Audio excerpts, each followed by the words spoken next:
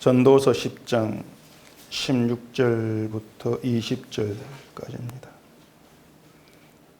왕은 어리고 대신들은 아침부터 잔치하는 나라여 내게 화가 있도다. 왕은 귀족들의 아들이요 대신들은 취하지 아니하고 기력을 보호하려고 정한 때에 먹는 나라여 내게 복이 있도다. 게으른즉 석가래가 내려앉고 손을 놓은즉 집이 새느니라. 잔치는 희락을 위하여 베푸는 것이요 포도주는 생명을 기쁘게 하는 것이나 돈은 범사에 이용되느니라. 심중에라도 왕을 저주하지 말며 침실에서라도 부자를 저주하지 말라. 공중의 새가 그 소리를 전하고 날짐승이 그 일을 전파할 것임이니라. 아멘. 기도하겠습니다. 하나님께서 우리에게 하루하루의 시간을 허락하시고 또 하나님께서 살게 하신 그 자리에서 허락한 형편 가운데 우리가 살아갑니다. 우리의 뜻대로 우리의 마음대로 되지 않은 이 현실 속에서 우리가 무엇을 생각을 해야 되고 또 나에 대해서 어떠한 점을 판단하고 바라봐야 될 것인가를 오늘도 말씀을 보면서 깊은 생각에 머물 수 있도록 은혜 주시옵소서. 예수님 이름으로 기도합니다. 아멘. 오늘 본문에 왕이 이제 등장을 하는데 이 왕이 두 사람입니다. 한 왕은 나이가 어리다 그렇게 되어 있습니다. 또 다른 왕은 귀족들의 아들이다 이렇게 이제 되어 있는데 왕이 나이가 어리면은 그 통치 행위를 제대로 할 수가 없겠죠. 그렇게 되어지면은 대신들이 이제 득세를 하고 그 대신들이 자기 마음대로 정치를 해 나가면서 나라가 엉망이 되어지는 건 충분히 예상할 수 있는 일입니다. 이걸 16절에서 얘기를 하고 있습니다. 왕은 어리고 대신들은 아침부터 잔치한 나라여 내게 화가 있도다.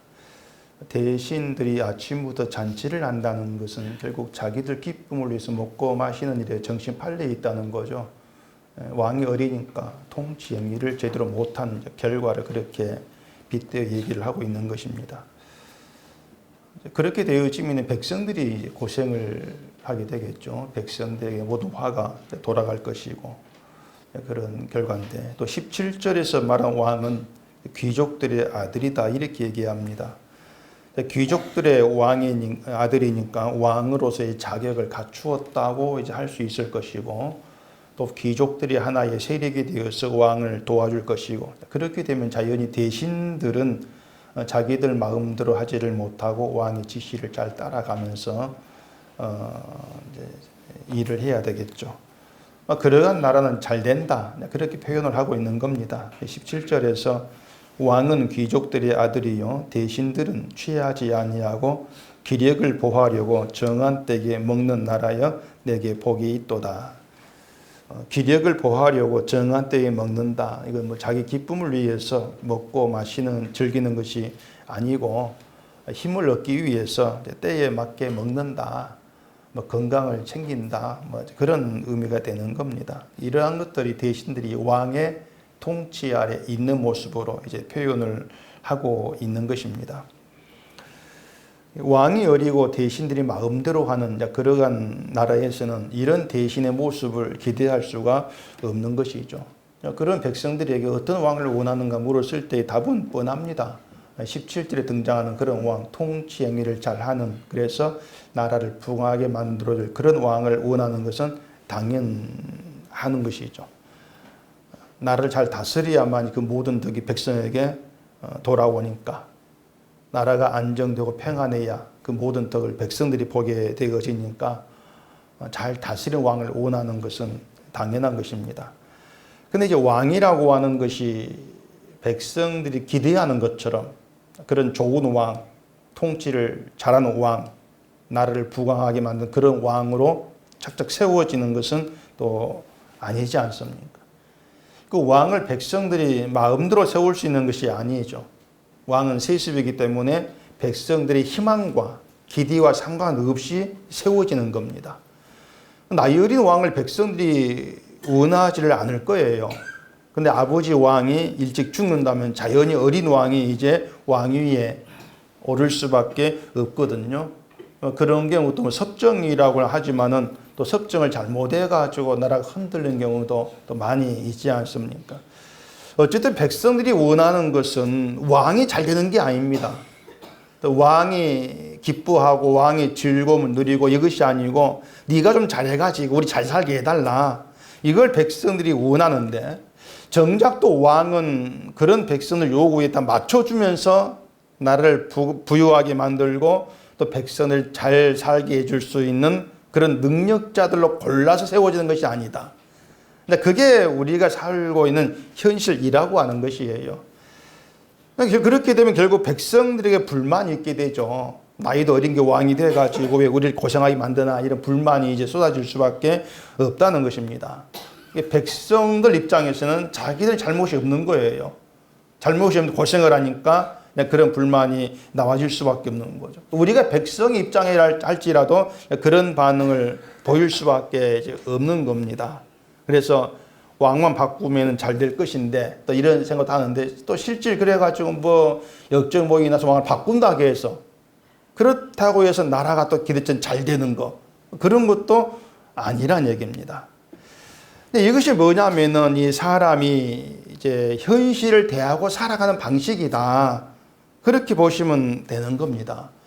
지금 우리가 대통령한테 어떤 기대를 거는 것이나 또 기대가 충족되지 아니했을 때에 정치를 잘못해가지고 우리가 못 산다 힘들다 욕하는 것이나 다 같은 겁니다. 뭐 청와대 앞에서 뭐 갈아치우자고 욕하고 막 그런 데모들 많이 하지 않습니까? 이게 모든 게 뭐냐면 왜 내 기대를 충족시키지 않냐고 하는 것입니다.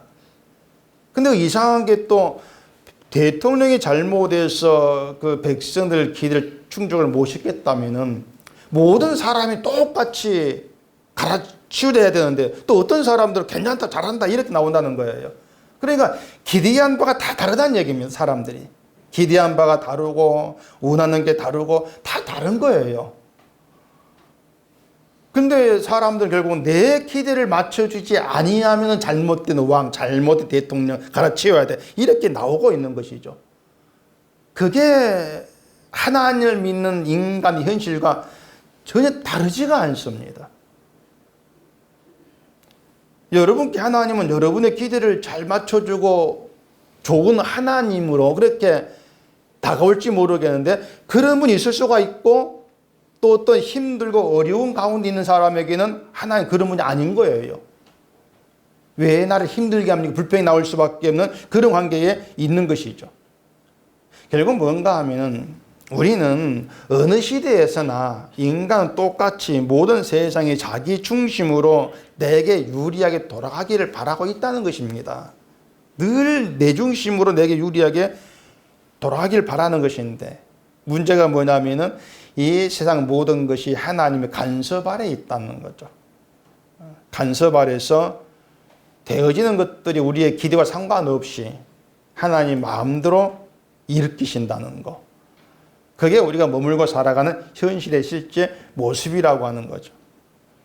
때문에 되어진 일에서 비록 그것이 내 마음에 들지 않는 일이고 또 힘들게 하는 일을 할지라도 우리가 그런 가운데에서 배워가야 되는 거.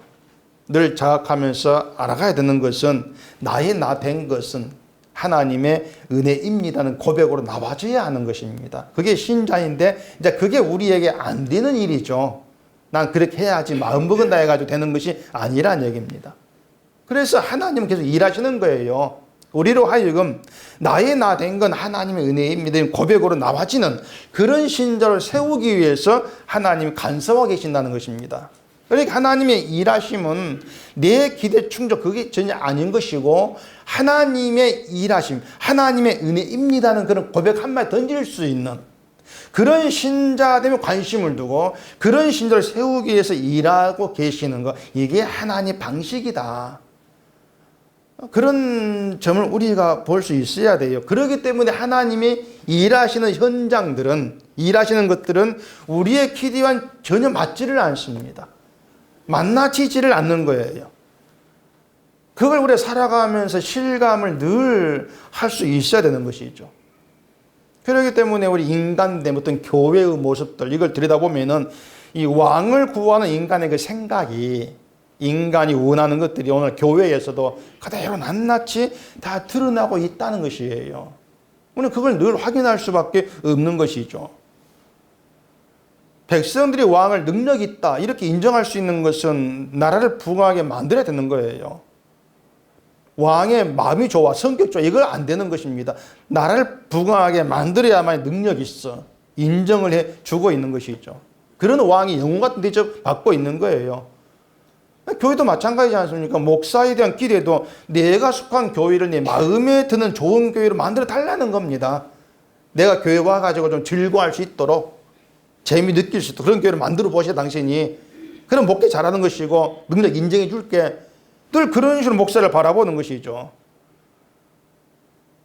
그렇기 때문에 목사에게 듣고 싶은 또 따로 있는 거예요.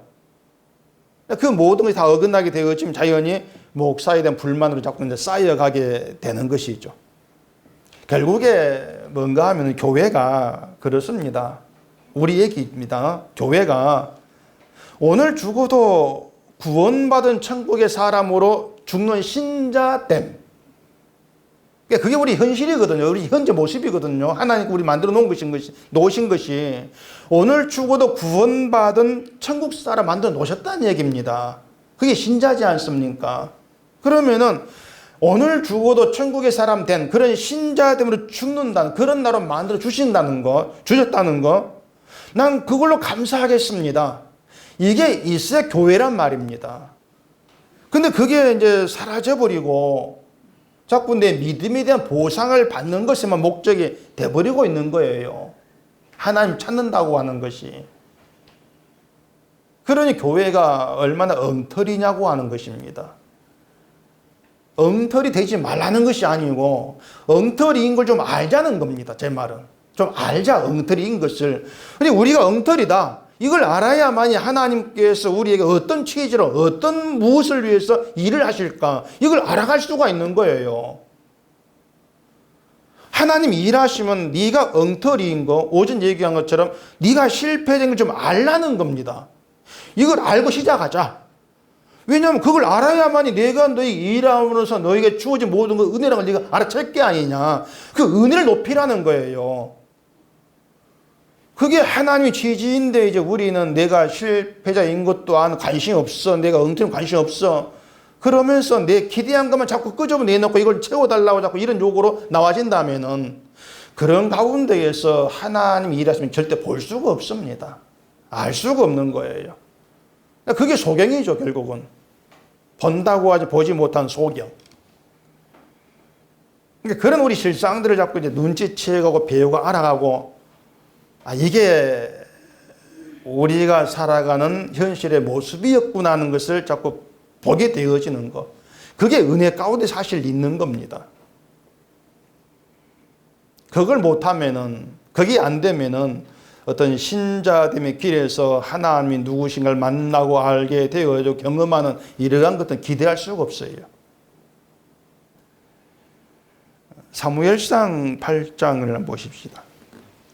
사무엘상 8장 4절입니다. 이스라엘 모든 장로가 모여 라마에 있는 사무엘에게 나아가서 그에게 이르되 보소서 당신은 늙고 당신의 아들들은 당신의 행위를 따르지 아니하니 모든 나라와 같이 우리에게 왕을 세워 우리를 다스리게 하소서 한지라.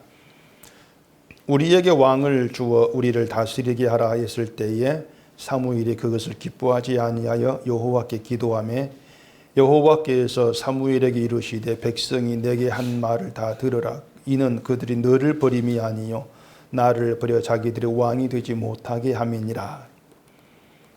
무슨 내용인지 아시겠죠?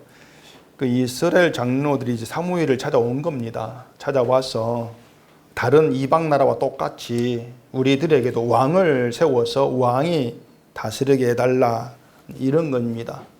그때까지 왕은 없는데 왕을 세우자는 것이에요.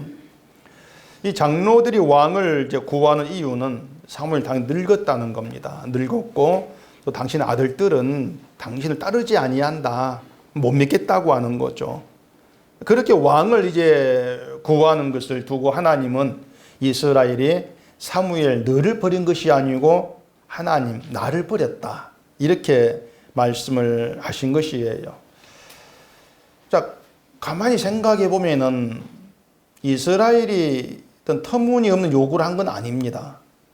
사무엘 늙었으니까 우리를 다스릴 어떤 힘이 없어. 근데 당신 아들도 엉터리야, 아들들은. 그러니까 우리가 믿을 만한 왕을 좀 세워가지고 우리 나라를 좀 튼튼하게 잘 만들어 가봅시다.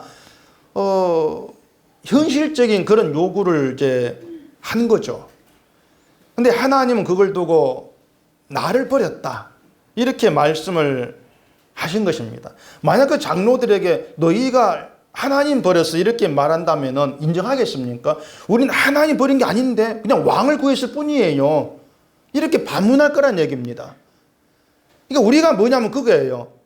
당신 실패자예요. 엉터리 하니까 왜 내가 엉터리입니까? 난 이 시간 잘하고 있는데 늘 그래 반문할 수밖에 없는 게 우리예요. 이게 뭐냐면은 왕을 구하는 가운데에서 자기들이 하나님과 멀어지고 버리고 있다는 그 사실을 눈치를 못 챈다는, 자각을 못 한다는 거예요. 그게 죄라고 하는 것을 보지를 못한다는 얘기죠. 내 입장은 당연한 요구를 하고 있고 이스라엘 나라를 위해서 필요한 겁니다. 그 생각을 하고 있다고 하는 겁니다. 자, 교인들이 교회 부흥을 위해서 뭘 합시다. 이렇게 저렇게 합시다 했을 때에 그게 하나님 버린 검이 했을 때는 인정 안 합니다. 아니 이게 왜 하나님 버린 겁니까? 교회를 잘 되게 하자는 것인데 우리 하나님 믿고 있습니다. 단지 교회를 잘 되게 그것밖에 없습니다. 이렇게 나오는 것이죠.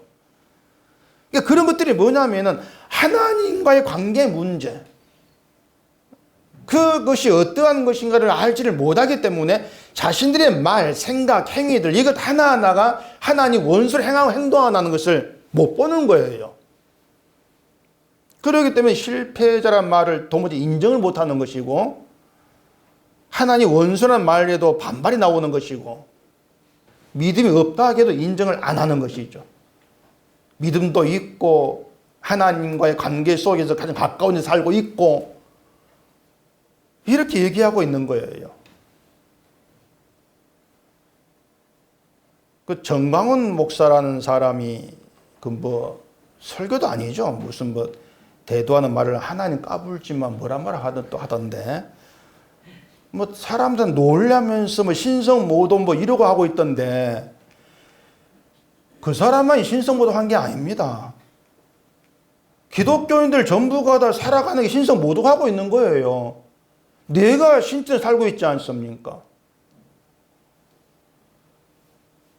근데 그 한 사람 보면서 신성모독 그러면 자기는 마치 하나님을 잘 섬기는 것처럼 착각하는 그런 사람들에게 당신 엉터리다.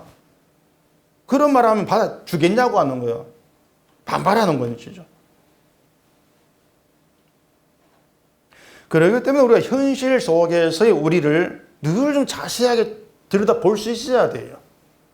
현실 속에서 우리가 어떻게 하나님 관계 속에서 하나님 바라보고 살아가는가. 이걸 게을리하면은요, 교회에 나온다 해도 그건 정말 그냥 교회를 다니는 것이지.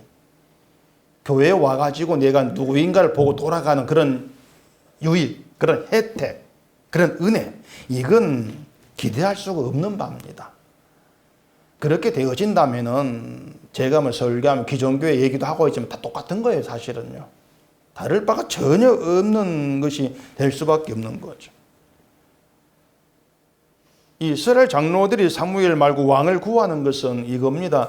자기들 목적, 자기들에게 맞는 지도자가 필요하다는 겁니다. 나에게 맞는 지도자, 우리에게 맞는 지도자. 그런 점에서 사무엘 당연히 불합격이에요. 이걸 노골적으로 자기 속내를 드러내고 있는 것이죠. 그게 왕을 구하는 것이에요. 하나님께서 사무엘을 보냈고 사무엘을 세웠고 사무엘로 하나님 뜻을 드러내고 가르쳐 다스리고 이건 전혀 생각지 않고 있는 겁니다. 하나님께서 세우셨어.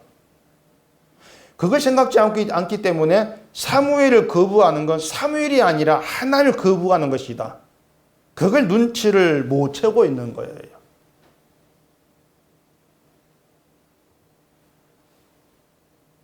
결혼할 때의 그 신랑 신부 하나님께서 만나게 하시고 하나님께서 있게 하시고 하나님 주신 신랑이고 신부다 그렇게 말하잖아요. 그러면 살아가시면서 내가 네 같은 걸 만나가지고 뭐 겉으로 말 안 하겠지만 속으로라도 그렇게 한다면은 하나님 주신 거부하는 거예요. 단지 부부싸움이 아니란 얘기입니다. 하나님께서 허락하신 그 내 짝지를 거부하면서 결국은 하나님을 거부하는 것이죠. 근데 그 생각 못 하는 것이죠. 단지 부부싸움이고 단지 그냥 내 남편 뭐 싫어지는 것이고 아내 싫어지는 것이고 그런 차원의 생각하기 때문에 실패자입니다. 엉터리입니다. 믿음이 없습니다. 원수입니다. 하나님의 이런 말들을 받아들이지를 않으려고 하는 거예요. 그만큼 사람들이 어떤 성경을 보는 시각이 너무 얕고 좁다 이렇게 얘기할 수가 있습니다. 성경 안에서 이 세상을 바라보고 우리를 바라보려면은 내 생각 말 한마디에서까지 드러나고 있는 죄를 볼 수 있어야 되는데 못 보죠. 그냥 뭐 남 비판했다 큼직큼직한 것은 잘못했을 때 내가 죄 지었구나 이 정도일 뿐이지 이 정도는 괜찮아 넘어가 늘 그런 어떤 가벼운 그런 태도를 가지고 있다고 하는 거죠. 그렇기 때문에 뭘 모르냐면은요 지금 내가 당장 살 이유가 없다. 내가 지금 당장 살 가치도 없고 내가 지금 당장 지옥에 들어간다 할지라도 할 말이 없다. 그게 안 다가온단 말입니다. 그 사실 다가오지 아니하면은 그런 나의 죄를 용서하시고 그런 나를 천국에 속한 백성으로 세우시고 오늘도 그런 천국 사람 날 남겨놓고 계신다는 이 사실의 은혜도 알 수가 없는 겁니다. 결국 그냥 머리에서 맞네 빙빙 도는 이 이론으로 끝날 뿐이지 실제 내 삶에서 만난 은혜가 되지를 못하고 있는 거예요. 그렇기 때문에 살아가면서도 하나님의 은혜로 산다 이렇게 말하고 살아가면서도 하나님의 간섭으로 삽니다. 그런 실제적인 고백이 이제 나오지를 못하는 거죠. 우리가 하나님 관계 속에서 하나님을 믿는 믿음으로 산다고 하는 것은 실제 내가 하나님 간섭 안에 있다는 걸 알아야 되는 것입니다. 간섭 아래 있다. 그런 어떤 믿음의 시각이 아니라면은 나를 살게 하는 분이 있다는 사실을 잊어버립니다. 살게 한 분을 잊어버리죠. 그걸 잊어버리기 때문에 난 오늘 이렇게 살고 싶고 또 저렇게 살고 싶고 자기 희망만 내보이는 그렇게 살면서 이것이 왜 죄가 되는 것이고 불의함이 되는 것인가 눈치를 못 채는 그런 아둔한 우매한 그런 자로만 존재할 수밖에 없는 거예요. 그게 우리 한계입니다. 그렇게 하지 말자는 것이 아니라 우리는 그럴 수밖에 없는 존재, 그런 한계라는 것입니다. 그런 우리 한계를 인정해 놓고 시작하면은 하나님이 그런 나에게 어떻게 일하실까? 그 하나님 일하심에 시각이 가게 되어지는 시선이 가게 되어지는 거예요. 그게 하나님을 만나고 알아가는 것이란 말입니다. 그래 우리가 늘 이제 뭐 사시면서 내 뜻대로 안 되는 거, 내 마음대로 안 된다는 거, 난 이렇게 좀 되고 싶은데 안 되는 거, 이런 현실을 만날 수밖에 없는 것이고 또 그런 현실 속에서는 나보다 잘된 사람의 시기가 나오고 그렇게 되지 않습니까? 지금 내 현실을 받아들이기를 싫어하는 것이죠. 그러니까 그런 것들 하나하나를 통해서 우리에게 필요한 것은 하나님의 용서고 그 용서가 실제 주어졌다고 하는 그 현실 속에서 하나님의 은혜를 알아가는. 그리고 은혜에 머물 때에는 내가 누구를 탓할 이유가 없다. 그렇게 열매가 맺어지게 되어지는 것이죠. 사람이 어떻게 산다 할지라도요, 분명한 확고한 사실은 하나님의 용서를 모르는 자는 영원한 심판에 들어간다는 것입니다. 확고한 말씀이거든요. 용서를 모르는 자는 영원한 심판에 들어가요. 그게 하나님이 장래하실 일이에요. 장래에 용서를 모르는 심판에 집어넣겠다. 그 장래일을 아는 게 지혜란 말입니다. 그 앞에 12절 보십시다. 지혜자의 입의 말들은 은혜로우나 우매자의 입술들은 자기를 삼키나니 그의 입의 말들의 시작은 우매요 그의 입의 결말들은 심히 미친 것이니라. 우매한 자는 말을 많이 하거니와 사람은 장래일을 알지 못하나니 나중에 일어날 일을 누가 그에게 알리리요. 그 지혜자와 우매자의 차이는 장래일을 알고 모르는 것에 있습니다. 그게 지혜자와 우매자 차이예요. 그래서 장래일을 아는 지혜자는 은혜로운 말을 이제 하게 되는데 우매자는 장래를 모르기 때문에 자기를 삼키는 말을 하게 될 수밖에 없다는 말입니다. 때문에 우매자가 뭐 말을 많이 하고 말을 멋있게 하고 말을 재밌게 하고 그렇할지라도 결론은 시작은 우매고 결말은 미친 것이다. 그렇게 내려진다는 얘기예요. 가치 없고 정신 나간 그런 말을 할 뿐이라고 하는 것입니다. 그렇기 때문에 신자로서 장래 일을 알게 된다고 하는 것, 그게 하나님께서 우리를 간섭하시고 허락하신 은혜의 사건, 은혜의 기적이라는 것을 좀 받아야 되는데 도무지 그런 문제에 관심이 안 간다는 얘기입니다. 여기서만 장래일은 뭐 내일, 모레일, 내일 뭐 지금까지 어떻게 돼? 그게 아니라겠죠. 요엘서 2장을 한번 보십시다. 요엘서 2장. 요엘서 2장 28절. 그 후에 내가 내 영을 만민에게 부어주리니 너희 자녀들이 장래일을 말할 것이며 너희 늙은이는 꿈을 꾸며 너희 젊은이는 이상을 볼 것이며. 자, 여기에서 장래일은 그냥 우리가 공부해서 아는 것이 아니고요. 하나님의 영이 임해야 알 수가 있는 것이고 말할 수가 있는 게 장래일입니다. 영이 임해야 돼요. 그러니까 성령을 받아야 돼요. 성령이 임하면은 장래를 알게 된다는 겁니다. 자, 그러면 성령이 오신 이유가 뭡니까? 물어보면 답은 간단하죠. 무슨 능력 받으라 상관없어요. 장래일을 알리하려고, 장래일을 말하는 자 되게 하려고 성령이 오셨다. 그러면 된단 말입니다. 그게 우리의 어떤 기적이고 그게 능력이 되는 거예요. 자, 그럼 여러분은 이 성경 말씀을 보면서 어떤 장래를 생각하게 됩니까? 우리는 간단하게 심판 이렇게 생각이 이제 되어지겠죠. 자, 어제 말씀드린 것처럼 하나님이 영으로 우리 마음에 말씀을 새겼습니다.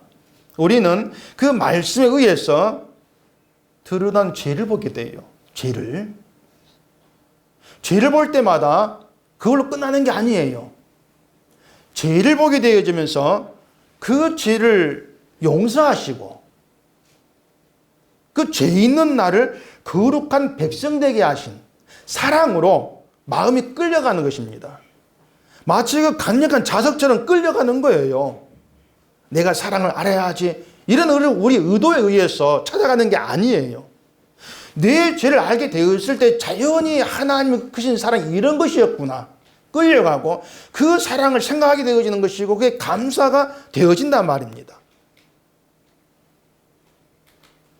그랬을 때 장래일이 뭘로 굳어지냐면은 그 죄 가운데에서 하나님의 사랑과 용서를 보지 못한 자, 그들이 영원한 심판에 들어가게 하신다. 그리고 또 반대로 하나님의 그 사랑이 죄인된 우리를 부활의 영광에 들어가게 하신다. 그게 우리 장래일이죠.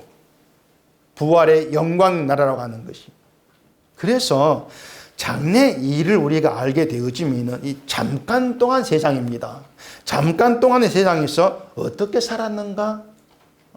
무엇을 누리고 살았는가? 이건 그다지 중요한 문제가 아닌 게 돼요. 장래일을 알게 되어지면. 물론 뭐 살면서 또 힘든 일이 주어지면은 그것 때문에 고민하고 염려하고 흔들리고 그런 것도 있겠죠. 근데 염려가 염려로 끝나는 것이 아니라 염려 속에서 또다시금 나의 믿음 없음을 보게 하시면서 지옥 가는 게 마땅한 나에게 베풀어진 은혜와 사랑, 그게 이것이다. 그 자리로 우리 마음이 끌려게 만들어 내신다는 것이에요. 우리 생각에는 하나님의 은혜를 아는 거, 사랑을 아는 거, 이게 무슨 그렇게 어려운 문제일까? 난 그냥 사랑 안다고 할 수 생각하는데, 그렇게 얘기할 수 있는데, 실제 삶에서 어떤 일에 부딪히게 되어지면은 은혜, 사랑은 도망치고 없습니다. 내 속에 남지를 않아요. 그래서 원점이라는 거, 인간의 본래 인간은 결국 지옥 갈 존재, 원점 돌아가서 그 자리에서 곰곰이 이런 나에게 주어진 은혜가 뭘까를 찾아갔을 때에 사랑이 이런 것이고 은혜가 이런 것이었구나 조금씩 보게 되어지는 것입니다. 그게 하나님의 일하심이라고 하는 것이에요. 장래일에 그 은혜와 사랑을 아는 자가 영광에 들어간 이렇게 했을 때에는 지금의 세상 우리 기대에 맞게 뭔가 누리고 얻고 하는 것은 아무것도 아니더라, 이런 결론을 가질 수가 있게 되어진다는 얘기입니다. 그게 하나님이 우리한테 일하시는 내용이다, 방식이다, 이걸 보시면 되는 거예요. 그래, 장래일을 알지 못하면 모두가 다 우매자고, 우매집에서 나올 것은 눈에 보이 현실에 대한 이야기밖에 없지 않겠습니까? 그래서 우매자끼리는 말이 통해요. 근데 지혜자하고는 말이 통하지를 않습니다. 장래일을 알지 못한 우매자는 기독교인이든 불교인이든 천주교인이든 말이 상관 통해요. 다 통하는데, 장래일을 아는 사람에게는 하나님의 용서와 은혜가 얘기의 중심 전부이기 때문에 말이 통하지를 않게 되어진다는 얘기죠. 그 요엘서 2장에 누구든지 여호와 이름을 부르는 자는 구원을 얻으리, 이런 말도 있습니다. 누구나 여호와 이름을 부를 수는 있어요. 저도 여러분도 부를 수 있지 않습니까? 당장도. 근데 하나님의 신이 임해서 부르는 자와 신이 임하지 않은 상태에서 부르는 자가 있다는 얘기입니다. 똑같이 이를 부르는데, 여호와의 신, 성령이 임하지 않은 상태에서 여호와를 부르는 것은 내가 필요해서 하나님이 부르는 거예요. 나에게 필요해서, 나에게 없는 걸 있게 해달라고, 그걸 위해서 여호와를 부르는 것이죠. 그러니까 나에게 없는 걸 주는 하나님이 마음에 드는 거예요. 그런 하나님을 하나님으로 생각하고 부르는 것이기 때문에 그건 성령 받은 자로 부르는 것이 분명히 아니라는 얘기입니다. 그런데 성령 임하게 되어지면은 하나님으로 되어진 일을 알아요. 하나님께서 하신 일, 죄를 용서하셨다는 것이나 믿음을 주셔가지고 주를 믿게 하신 것, 그 모든 것이 하나님께 내게 이루신 일, 베푸신 일이었구나, 이걸 알게 되어지는 말입니다. 그래서 성령 임한 신자가 하나님을 부르는 것은 없는 걸 있게 하고 받으려고 하는 것이 아니고 나에게 있게 된 것, 하나님께서 나에게 만들어 놓으신 것, 그걸 생각하면서 도무지 이걸 받을 수가 없는 건데 주셨다는 것, 그 감사함을 위해서 여호와를 부르는 것이죠. 차원이 다른 것이에요. 그게 성령만 신자예요. 때문에 성령이만 신자는 왕도 부자도 시기하고 저주할 필요가 없게 되어지는 거예요. 왕에게 있는 거, 부자에게 있는 거, 왕의 자리에서 뭐 편히 사는 거, 나는 편하지 않게 사는 거, 이런 모든 것들이 그 장래 일을 생각하면 가치가 없다, 이렇게 판단되어진다는 얘기입니다. 다 그것들 헛된 것들이다. 왜냐하면 지금의 부자가 누리는 거, 왕이 누리는 거, 이러한 것들이 장래 일을 못 바꾼다는 얘기예요. 바꿀 수가 없는데 그런 장래 일이 하나님의 은혜로 나에게는 확보가 되어 있다.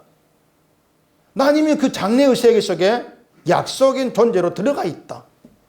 이렇게 했을 때에는 지금 주어진 것이 뭡니까? 이걸 떠나가지고 그 장래 일이 나에게 허락되어진 그것으로 감사함이 있고 찬송함이 있게 되어지고 거기에 마음을 두게 될 수밖에 없는 거죠. 이게 성령 받은 신자예요. 장래 일을 바라본다는 거, 영광 있는 그날을 바라본다는 거. 그런데 제가 지금 말씀을 드리고 있는 것은요, 이 세상이라고 하는 것은 예수님을 못 박아 죽인 그런 이 세상인데, 이런 세상에서 잘 살고 못 사는 것에 미련 두지 말고 죽음에서 부활하신 예수님의 생명의 세계에 마음을 두고 삽시다. 그겁니다. 그게 신자니까. 그런 신자됨을 위해서 하나님 매일 간섭하고 계시는 것이니까 그런 쪽으로 마음이 이끌려 가야 된다는 것이죠. 그게 성령으로 장래를 알게 된 지혜자로 사는 거예요. 난 장래를 압니다. 이렇게 말하면서 현실의 문제에서 떠나지를 못한다는 것은 장래를 안다고 할 수가 없는 거죠. 본문 20절도 보십시다. 심중에라도 왕을 저주하지 말며 침실에서라도 부자를 저주하지 말라. 공중의 새가 그 소리를 전하고 날짐승이 그 일을 전파할 것임이니라.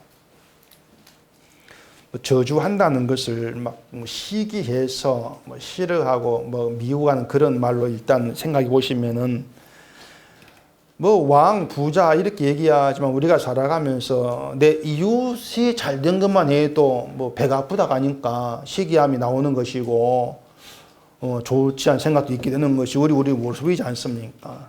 저주하지 말라는 것은 또 행동 말을 조심해라 그 뜻으로 하는 말이 아니에요. 세상을 보면서 불평하는 거, 우리가 불만 있게 되어지는 거, 누군가를 시기하게 되어지는 거, 이런 것들을 하나까지라도 괜찮아, 아무것도 아니야, 그렇게 생각지를 말라는 것입니다. 우리는 아무것도 아닌 것 같은 생각, 그 말 한마디도 심판과 연결해서 생각해 볼 수 있어야 한다는 것이에요. 부자를 저주하고 불평해서 넌 심판받아, 넌 지옥 가, 이것이 아니고 가볍다고 생각되는 그 말 한마디에서까지라도 내가 심판에 들어갈 수밖에 없는 자라고 하는 그런 자각으로 연결되어져야 한다는 겁니다. 사람을 죽이고 도둑질하고 남 때리고 그런 죄를 지어서 난 지옥 가는가, 그런 것들이 아니고 누군가를 시기했다는 거, 미움이 있다는 거, 그것 하나까지라도 뒷담화하고 비난이 나오고 이런 모든 것들이 천국에 맞지 않는 것 아닙니까? 이런 게 나오는 그런 나를 보면서 나는 이래서 천국에 어울리지 않은 자구나, 난 지옥에 어울리네. 그런데 이런 하나님께서 용서하셨고 천국 백성 되게 하셨다는 거, 그런 하나님 일 속에서 이게 사랑의 은혜구나, 그렇게 하나하나씩 우리가 알아가지는 그게 진짜 신자됨이라는 거예요. 그렇게 됐을 때에 우리가 하나님의 용서의 은혜를 입었다는 거, 그게 우리의 지금 현재에 주어진 은총입니다. 이렇게 되었을 때에 이 세상의 어떤 일보다도 뭘 받고 누리는 그것보다도 용서의 은혜 입었다는 것이 귀한 것으로 다가오게 되어지는 시기죠.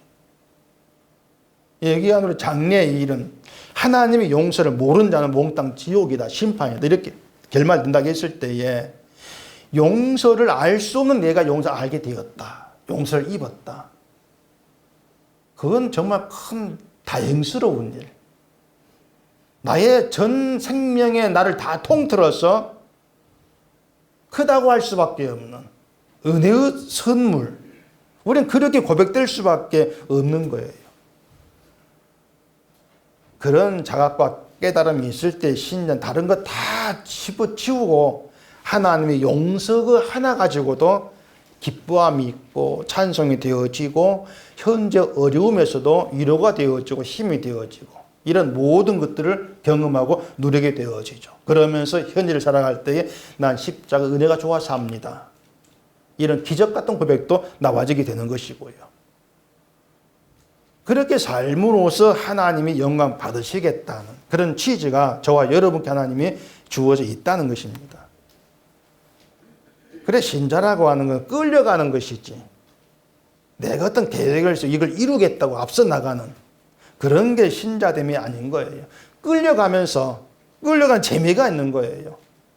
하나님이 나 이렇게 끌어가시고 이걸 내게 이루시고 알게 하시는 것이구나, 그걸 발견해 가는 거. 우리가 이런 생각도 놓치게 되어지면 늘 다른 사람을 보면서 난 이런데 저 사람은 저렇네, 늘 그게 그러한 어떤 함정에서 벗어나지를 못합니다. 그러면서 나보다 조금 좀 잘 살고 잘된 살아보면은 저 어떻게 좀 하나님이 어떻게 안 하나 뭐 이런 이제 생각도 스멀스멀 또 올라오는 거죠. 근데 그게 저주하는 것인데 우리는 그러면서도 잊어버린 거죠. 뭐 그거 대수롭지 않은 거 이렇게 넘기지 마시고 그런 생각조차까지도 하나님이 다 아시고 그런 것들이 심판이 이를 제 사고방식이다. 그렇게 생각해 보시라는 겁니다. 그러면은 시기도 있고 미움도 있는 그런 내가 정말 심판이 마땅한 자 이렇게 보게 되어질 것이고 그런 나에게 용서가 함께 있다는 것. 그 사실 하나가 은혜의 충만으로 이루어가는 거예요. 그렇게 되었을 때에 뭐 얼마를 가졌고 그런 건 아무것도 아닌 게 되어지죠. 돈이 얼마가 있든지 간에 그걸로 믿음 살 수가 없는 것 당연하지 않습니까? 영생도 못 사는 것이고요. 용서도 살 수 없는 거예요. 돈이라고 하는 건 단지 육신의 어떤 생명이 있을 동안 잠깐 유익한 거, 뭐 좀 누릴 건 누리고 이 정도뿐이지. 장래일, 영원한 그 시간 그 속에서는 아무짝에 쓸모없는 거. 우리는 그렇게 늘 성경 속에서 보게 되어진단 말입니다. 그래서 돈이라고 하는 것은 하나님 주신 선물이라고 하는 아니에요. 선물도 아니고 은총도 아닌 겁니다. 남보다 편하게 산다. 이것도 은총도 아니고 은혜도 아닌 거예요. 우리가 정말 유일하게 하나님의 은총입니다. 선물입니다. 이렇게 얘기할 수 있는 것은 믿음을 주셨어. 그 믿음으로 주님의 용서를 알고 주의 피를 바라보게 되어진 그렇게 얘기할 수밖에 없는 겁니다. 그래서 지옥 가는 것이 마땅한 자라고 하는 그런 자각 가운데에서 우리가 어떤 선물을 받았고 어떤 은총을 받아 누리고 있는가를 돌아보세요. 그렇게 되어지면은 여러분 어떤 처지에 있든지 간에 거기에서 하나님의 은혜를 말하지 아니할 수가 없는 겁니다. 그래서 여러분이 좀 부지런히 해야 될 게 있어요.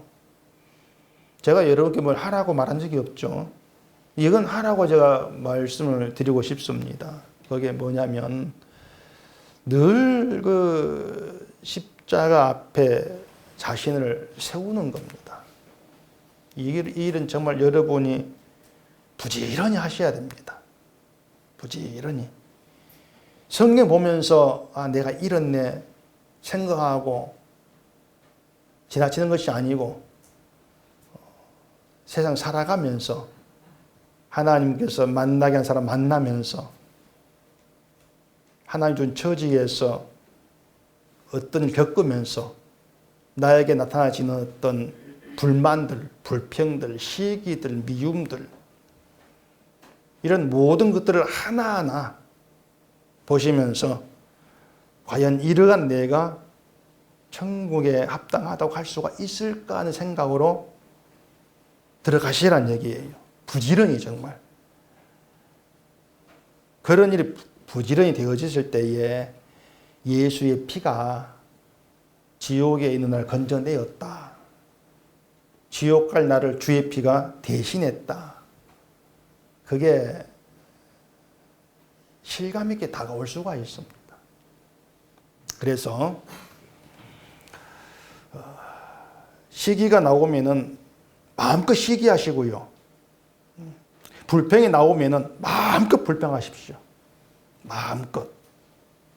대신 그 모든 것들이 하나님 앞에 드러났을 때에 심판과 연결된 것들이다. 이 생각을 해 주시기를 바랍니다. 그렇게 했을 때에 다음부터 저주하지 말자, 시기하지 말자 이것이 아니고 이런 내가 하나님이 아니면은 어떻게 될까? 용서가 어떻게 될까?